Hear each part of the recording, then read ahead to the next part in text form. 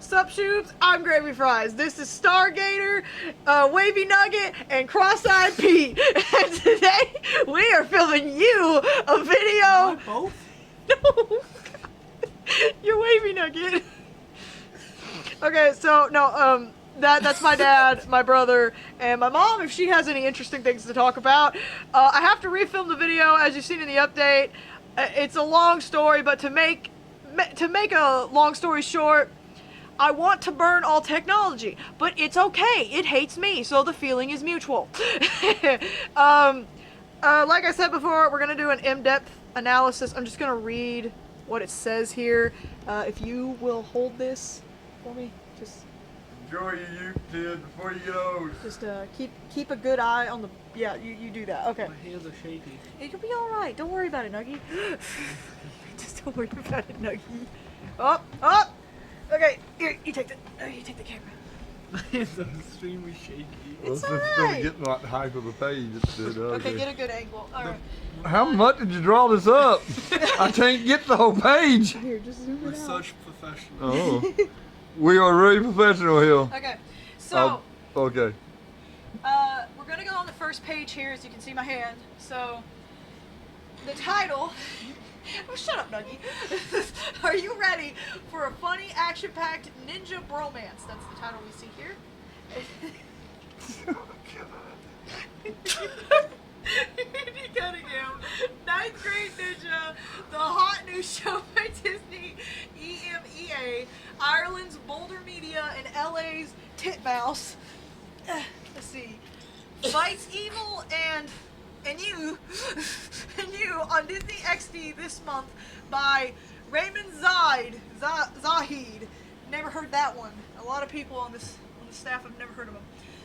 It's a balmy spring morning in Dublin, and the hard-working team of animators at Boulder Media are preparing to screen the first episode of their show, Randy Cunningham, 9th Grade Ninja, to a group of visiting journalists from around the world. The fast-paced animated Disney EMEA series, which is a co-production between two Irish studio, Boulder and LA's Titmouse Inc., will premiere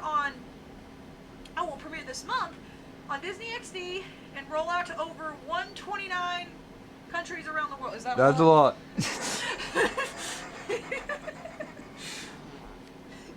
The high-energy tune is the brainchild of LA-based creative duo Jet Elenoff and Scott Thomas, whose previous credits include Scooby-Doo Mystery Incorporated. Hey, you like that show? Love it.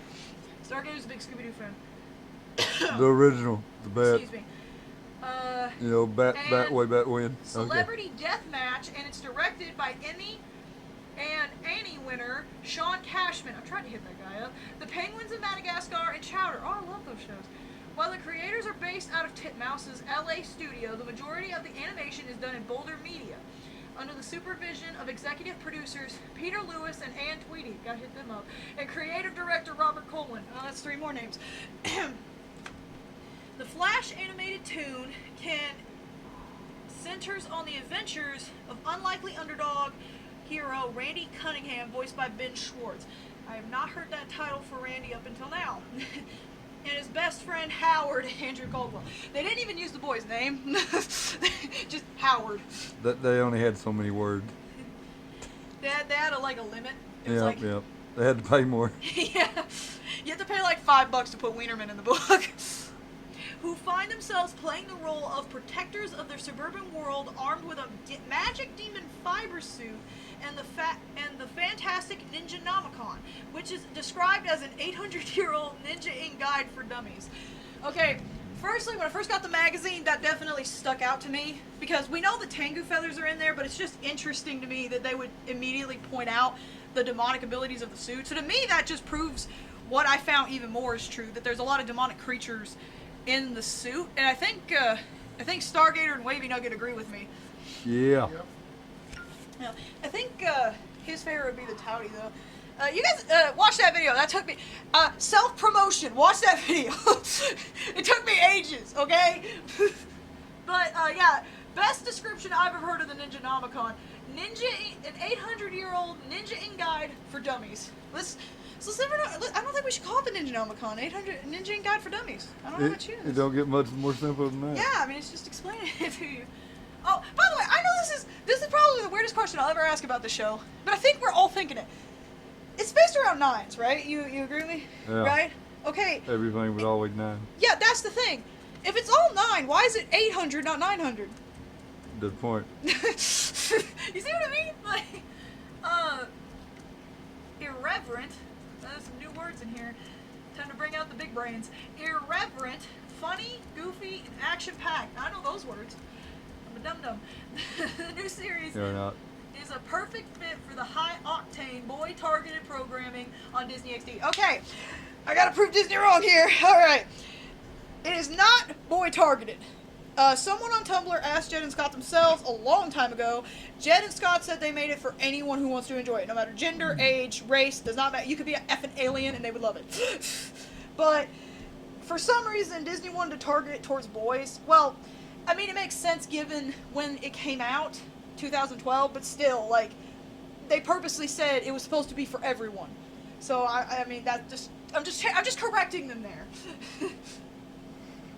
As Danielle Whiteman, that's a poor name, Disney Channel's EA's director of original series tells us, both Boulder and Titmouse were on our radar, and we were really itching to work with Jed and Scott. We dug to what Titmouse was doing. We dug what Titmouse was doing with Motor City, and we were waiting for the right project to work with Boulder, as we love what they do. Randy Cunningham is one of those shows that really is perfect for Disney XD because it's really exuberant. What the heck are these words?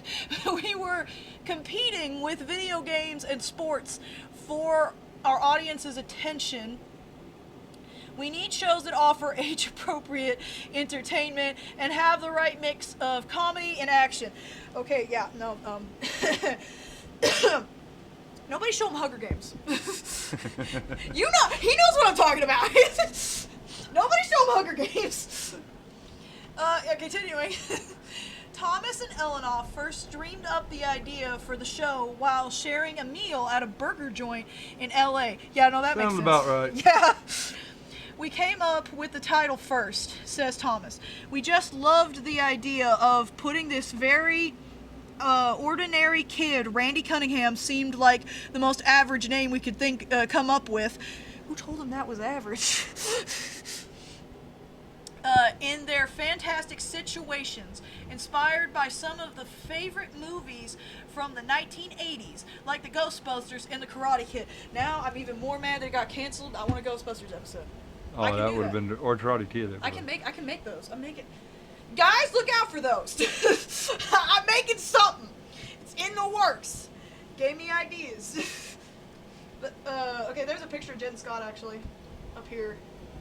If you can see it. Thing is, little mistake on Ninja Queen's part. I thought this one was Jed and that one was Scott. That's Scott and that's Jed. I'm a dum-dum. No, you're not.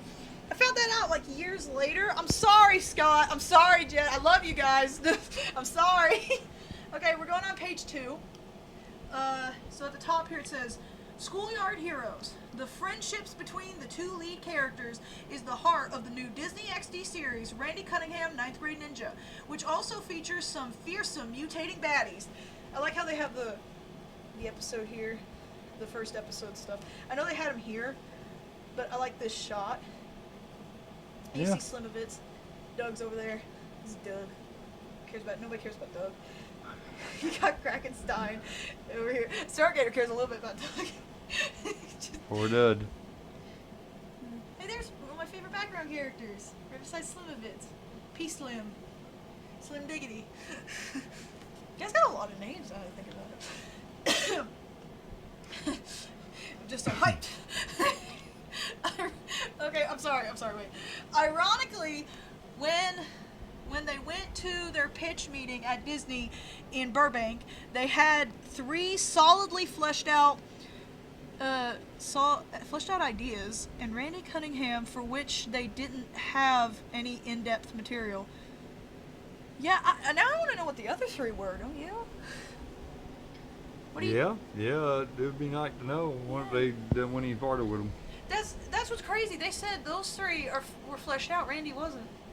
Huh. The heck? hit me up, dogs. Hit me up, dog. Yeah, you got a problem with that, huh? Okay, let's see where I stop. Fleshed out ideas and Randy Cunningham, for which they didn't have any in-depth material. Of course, they went for Randy Cunningham, and then we got to really think about the show's different characters and the friendships between the two main characters amidst Thomas. According to Elenoff, the show went through many changes and artistic fine-tuning before it ended up in its final version. And after we made the pilot, we realized that we could finally push the story for the two lead characters' friendship. He explains, "We redefined the characters and made Randy a real hero, not a reluctant one. After all, there's really no fun in being a reluctant hero. We also looked at some of our favorite movies like Dumb and Dumber," oh, that makes way too much sense, "and Super Bad for inspiration. The core of the show is really their bromance. They're best friends, and they'll do anything for each other. It's actually a very sweet show." Okay, It's a good show. Yeah, a lot to talk about there. So, yeah, we definitely don't know everything. They changed, but going off what we do know, like, Heidi actually wasn't even Howard's sister in the original. I didn't know if you guys knew that. She actually was McFist's daughter. You can find concept art. Oh, really? Yeah, you can find concept art. Randy had a crush on her. I think that's what started the shipping, now that I think about it. She was his daughter, and she had a microphone in the concept, and she was trying to overhear it, and Randy's all sweaty. I mean, he's a 14-year-old boy, and it's a pretty girl. She was a cheerleader. She was the main love interest in the pilot. There was a whole group. It wasn't just Viceroy and McFist, because there was this woman in the pilot. I need to watch the pilot and get a good overview of it, too. Randy and Howard switched hair colors, drastically for Randy, because it went from orange to black to purple. Randy's actually going to be called Paul at one point in development, too. Paul Cunningham.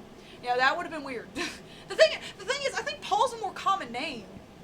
What do you think, though? Like, I think Randy's more cool. Well, no, it's cooler. It's just, which one's more common? Because they said they wanted a common name, like Ordinary. Get Paul more common, yeah. Yeah, because I hear Paul a lot more. But, yeah, you can tell from watching the show, Randy and Howard's friendship is the thing that holds the show together. And if you don't have Randy, you don't have Howard. You don't have Howard, you don't have Randy. And I don't know if anybody else has noticed this. Everything comes in two in the show. Because, you got First Ninja and Plop Plop. Yeah. You got Viceroy McFist. Yeah, I noticed that. Yeah, everything comes in two. They're showing you that you got to have a partner, and that without him, it doesn't work. Because, McFist and Viceroy definitely wouldn't work without each other. Especially given how dumb McFist is. You gotta have somebody to bounce Viceroy's sarcasm off, too. It doesn't work if you don't have... It don't what to let the two. Yeah. That's really neat, though. I thought that was always there, but apparently they didn't plan that at first. It makes sense. Jen and Scott seem like they're really good friends. Really close. Yeah. Alright, sorry, we're going on the other column now. Let's see. Where did I stop? Right. Of course, every good ninja fighter needs a nefarious villain to keep him on his toes. In Randy's case, he has three notorious monsters and madmen. Monsters and madmen. That's a new one for McFist. Who want to wreak havoc on his school. Norrisville High, there's the evil Sorcerer, voiced by the one and only Tim Curry. Interesting little fact, he was voiced by Tim Curry until the finale of Season 1, the 13th Century Ninja. That's actually the first time they used Ben Cross. I actually had no idea. He did a really good job taking the place. And then for the rest of Season 2, well, I could tell in Season 2, I couldn't tell in the Season 1 finale. He did a really good job in the Season 1 finale. It's not that he didn't do good in Season 2, it's just I could tell a difference then. Maybe it was because there was more, to go off of. I don't know. Yeah. But, let's see. Voiced by the one and only Tim Curry, who gains strength by using his noxious gas known as stank and turns normal students into crazy monsters. Okay, yeah, my dad explained noxious means it smells really bad or it makes you sick. Yeah. So, yeah, they're basically just telling us it's not that it turns them into monsters. The reason they make those faces, that's a reason. But it's also because it stinks to high heavens. But they do turn into monsters. No, they do. I just meant that's why they make those faces before they turn into monsters. Because it smells so bad. No wonder they call it stank. Oh, excuse me. I'm hyped. I'm hyped up. He is often aided by one Hannibal McFist, played by John DiMaggio. Now, I don't know if this one's right. I could be wrong. I think they got the name of the voice actor wrong. Because this could be me, and I'll admit it if I'm wrong, but I think it's Phil, not John. But, of course, I'm just assuming. I don't know. Because I do mess up. I got Jen Scott messed up. What do I know? CEO of McFist Industries, who has made a deal with the Sorcerer to develop a magic power.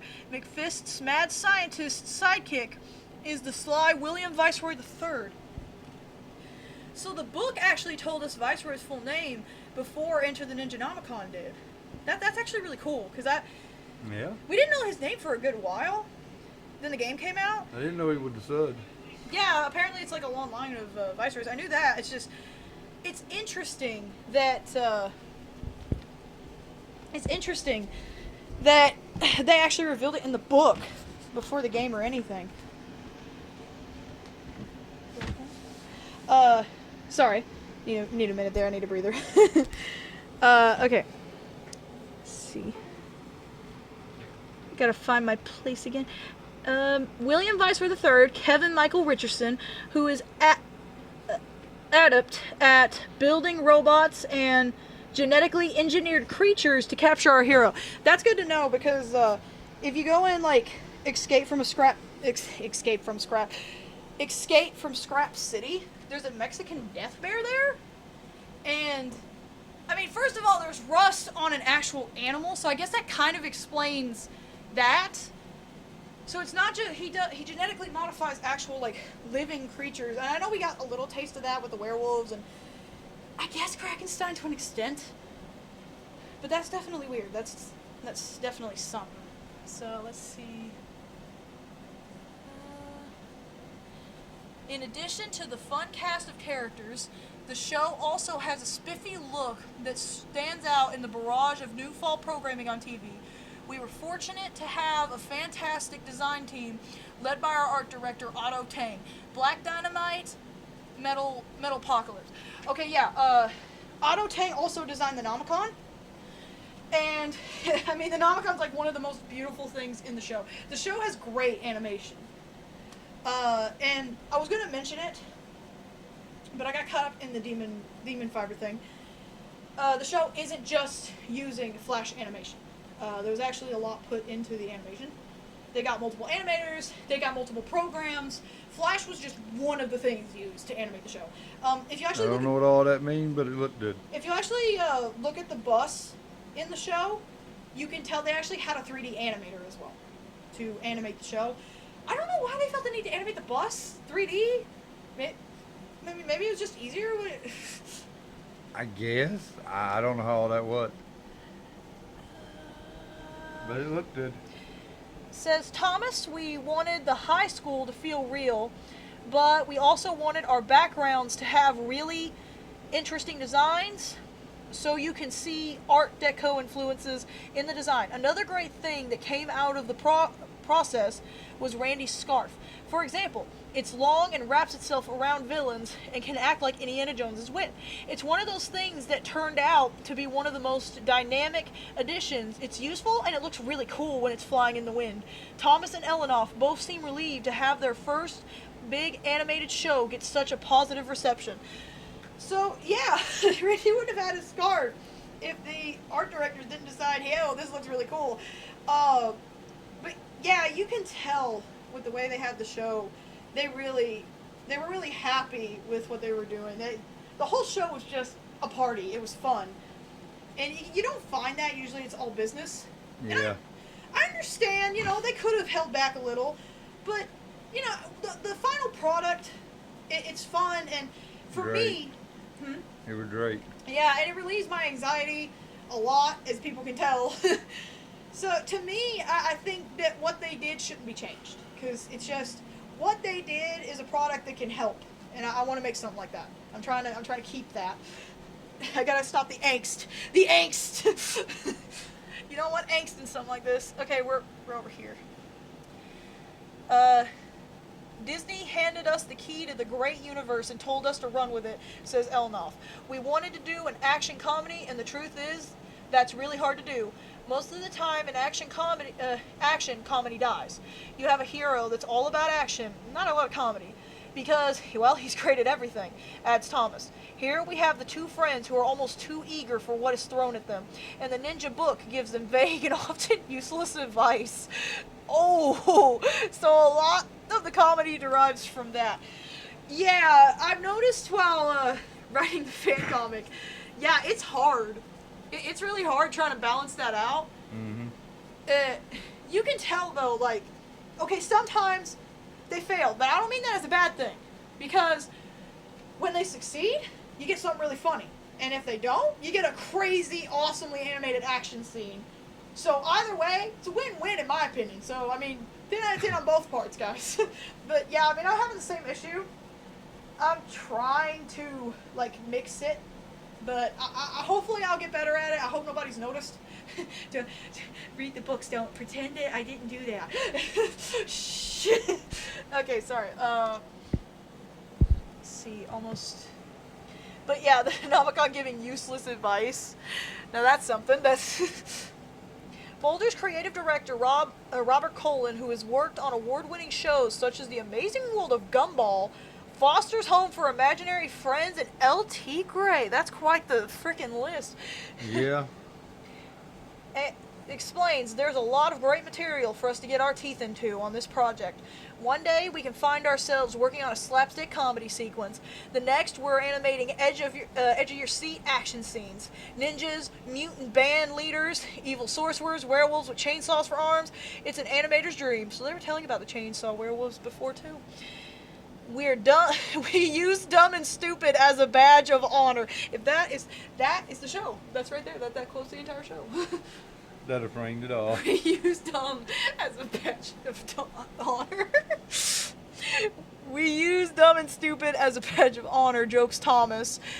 There are a lot of balls in the air, whether it's over at Disney in London, Boulder, in Dublin, or Titmouse in Hollywood. What's amazing is that everyone is similar in the way they're passionate about the show. Everyone is the same kind of weirdo TV freak, no matter where in the world they are. So, yeah, I mean, they're flat out telling you everybody really cared about working on this show. I mean, just talking to Jim and John, Russ, all you guys. Yeah, I'm calling you guys out. I hope you're doing well. You can tell they had fun. It was something fun. It made them happy to do it. It wasn't stressful in any way. I mean, maybe it's just me, but I feel like you can get that in the show with how it works, because Yeah. you can. It's just a fun show. Yeah, you can It's feel very it. good. Yeah, but yeah. Okay, you guys got any final thoughts or? It's great. No, I have nothing. But I basically, think you've framed it all. Yeah, you said basically everything. we'll I'll have Stargator get a zoom in on the art here, or the screen caps they got, and that'll be the end of the video. Sorry it didn't come out sooner. Blame technology and its hatred towards me. Yep, that's everything. So I'll thanks for listening. I'll see you shoots later.